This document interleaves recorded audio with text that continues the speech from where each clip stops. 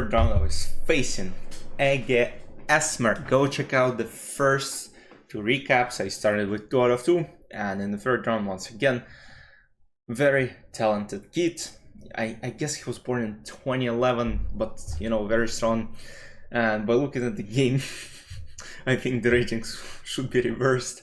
Let's see what happens. So I go e4, e5, and what I play a lot online, d4 specifically in bullet. But if you know how to play against this center game, you would have no problems with black pieces. And I had a lot of them in this game. It takes d4, queen d4, knight c6, queen goes back, knight c3, bishop b4, bishop d2. Nothing is happening. That's all theory. Castle, castle, rook e8. And now the best move is queen f4 according to the computer, but what I learned many years ago is queen g3. Quite interesting idea as well. But once again, if you know how to play against this setup, you would not have any problems. Rook e4 here is one of the main options. The idea is after knight f4, black attack queen to attack the bishop, and here basically black are playing up a pawn. 1 2 3 4 5 6 7, 1 2 3 4 5 6. Yes, despite I mean there's no despite, because black will eventually develop d6 bishop e6, get the rook to the game. White are still not developed, so it's a better position for black pieces. I go queen g3, knight e4 is one of the moves as well, and after takes c3, bishop f8. One of the moves which is played often online is bishop d6, bishop e7, something that many people start playing as well. There are a lot of interesting ideas for black. Bishop d6, f4, bishop d6 is slightly, let's say, worse move, because bishop d6, you still want to develop this bishop. And now you play bishop d6, you wasted the tempo, because then you will have to go bishop f8 just to develop next. But bishop d6 is played just to create this illusion of queen attack, which is not very, very strong here. So he goes bishop f8, that's a very, very good move. Immediately trying to play d5, and then develop bishop on f5. And here, if you look at my streams, if you watch my games, so there is this line, knight f3. Looks like a very, very good development move, but after d5 and bishop d3, black can just ignore a threat of this rook and play bishop f5. As far as I remember, or not here. Once again, I'm mixing up the lines, but there are a lot of lines. I think, yeah, maybe bishop d6 first, and yeah, there are just not too many moves, because then, let's say queen g5, I can even play f6 if I really want to. I can play bishop e7, rook g4, and you can see that my queen is kind of being chased, and it's hard to do something. Like, it's not doing anything on h3. There are a lot of threats right now, so very, very bad position for white. So I go bishop d3 immediately, and now I go f4. f4 is not the best move. I could play knight f3 right away. f4 was played just for the sole reason to prevent e5, and I also want to go knight f3, knight g5, and then maybe f5 and some sort of f6, but knight f3 immediately was a lot better. d5, I'm not even sure what I calculated here exactly, because now knight g5 and g6 h4, and I'm kinda on time to create some threats. Yes, there is knight e5, you kinda chase my bishops down, but still I think it's a good position for white and good for black. Yeah, so quality is fair here. f4, d5, knight h3. I just want to go knight g5, I want to create threats. He goes h6, and now I go rook e1, trying to trade rooks off the board. Takes, queen f2, queen f6, knight f2. The idea now is to play knight g4 and maybe go knight h6. He has to defend from this threat somehow, otherwise, okay, I'll have two bishops at least, and potentially some attacks on this d3 h7 diagonal. Once again, the play here is quite simple for black pieces. Also, one of the things I was calculating here is rook e8, but I just couldn't understand what I would do after rook b8, because now he has a threat of going bishop h3 or even bishop f5. Bishop f5 would be a lot smarter, even bishop d7. He is up a pawn. If he trades rooks off the board, I have no attacks whatsoever, and you just kinda, you don't know what to do. So after knight f2, bishop d7, I was like, okay, at least I have two bishops for the pawn, at least some compensation. Not a lot of it, but at least something. Queen d6, queen f5. Trying to threaten checkmate. King goes g6, I go queen h3. My idea is to play f5. He goes d4, which I thought is a great move, and now I go f5.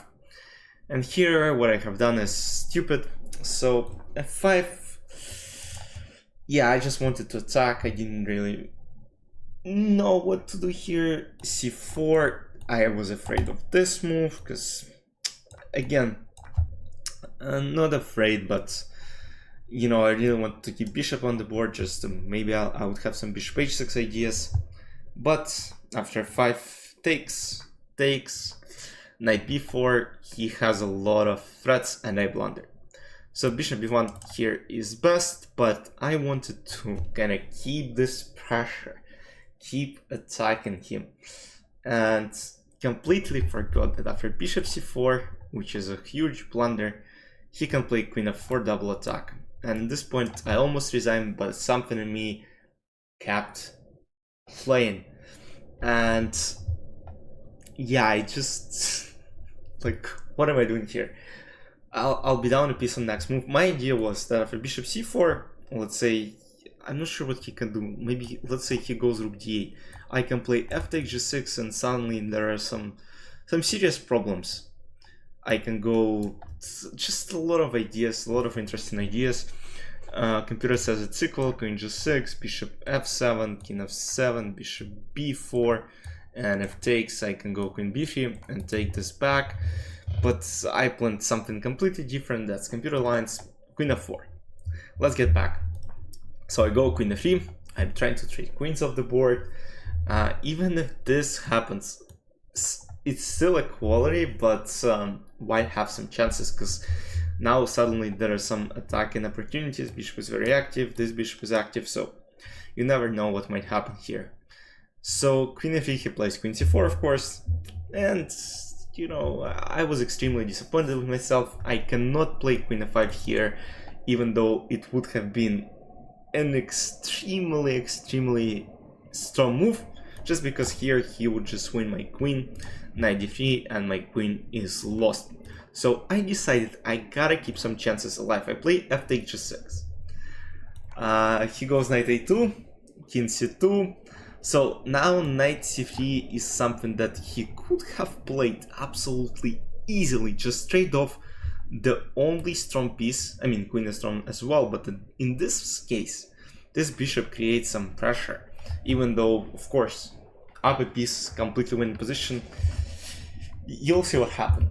So he goes knight b4, I go king c1, knight d3, and now I go king b1. And after knight e1, which I calculate, I play queen f5. Now, of course, if black play precisely, they are winning this game.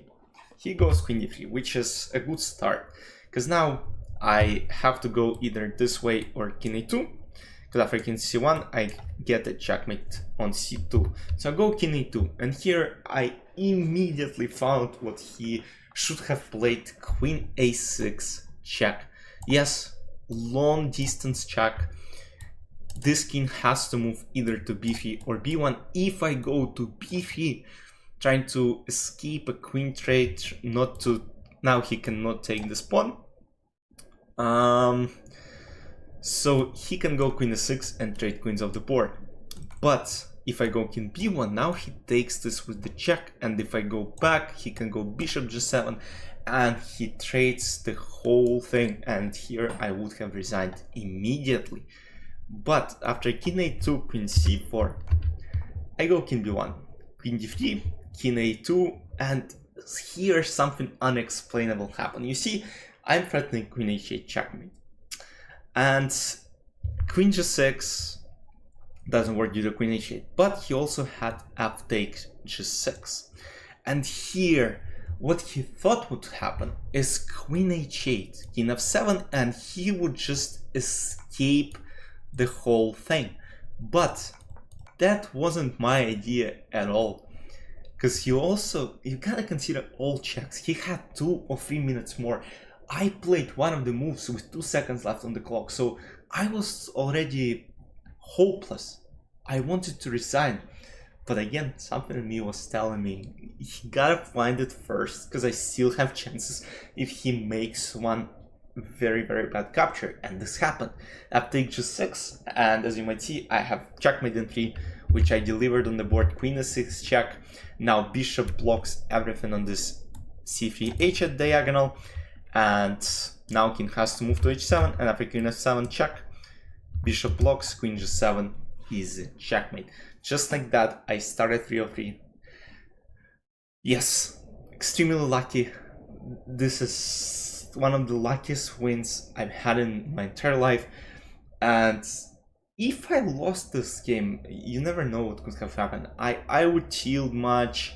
In the next game I would have played black pieces against someone low rated. Once again, those kids are very, very strong. But this was like the only game of the tournament where I felt like I was just insanely bad. In the 4th round, tomorrow, which in the video which I'll publish tomorrow, you will see my game against the first grandmaster of the tournament, Jeff Ivalo, rated 24/18. Hope you enjoyed this one. Yes, extremely lucky, but yes, in chess, some people say there is no luck, but as you might see, luck is involved everywhere. He was a bit nervous and blundered, and that's how I won. Hope you enjoyed. See you tomorrow. Bye bye.